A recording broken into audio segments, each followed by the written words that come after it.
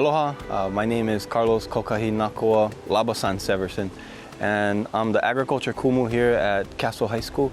I teach several different agriculture courses, including natural resources, plant systems, and directed studies entrepreneurship. Castle High School's program is aimed at how do we make pono with the aina in order to make money so that we can sustain our families.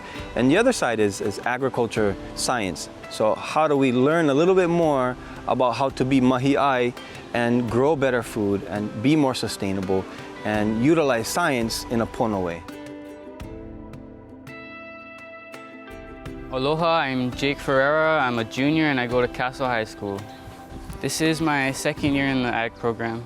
I actually really enjoy this program, enjoyed it so much that I switched out of one of my other electives just to come into this class twice.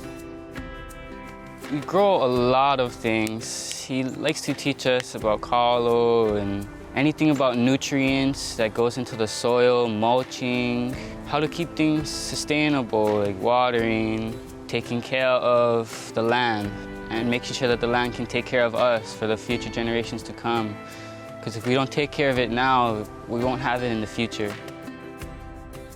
Our partnership with Suma Farms really is to look at how do we become more sustainable in terms of energy in Hawaii. We have just millions and millions of tons of oil and non-renewable resources being brought into Hawaii to power electric and as well as gas. So in Hawaii, more than 40% of available agricultural lands are just empty.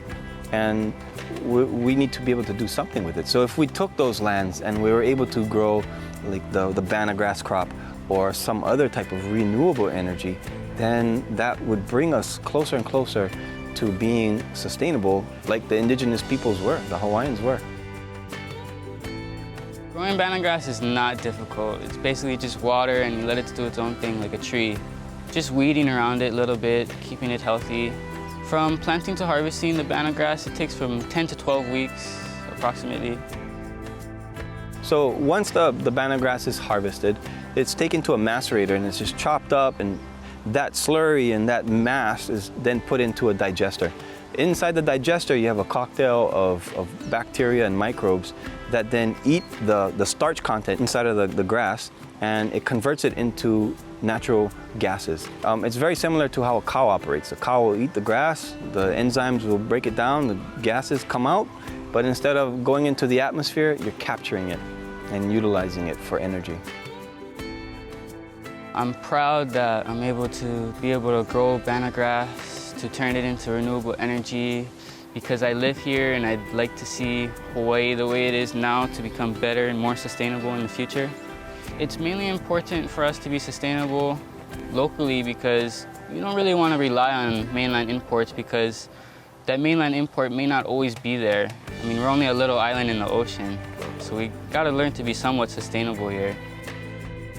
To younger students who are thinking about joining agriculture, do it. Do as much as you can, get involved. It may seem like a lot of work at first, but that work will turn into a lot of fun. When my students graduate from high school, what I want them to really understand and to remember are the values that they get. So one of them really is, how do you connect to the aina? How do you regard the aina as something that's alive? So building that relationship with the aina is like building that relationship with our ohana, and then at large, building that relationship with the community. If they can take some of those pieces, they'll be better sons and daughters, and that would make me feel really good.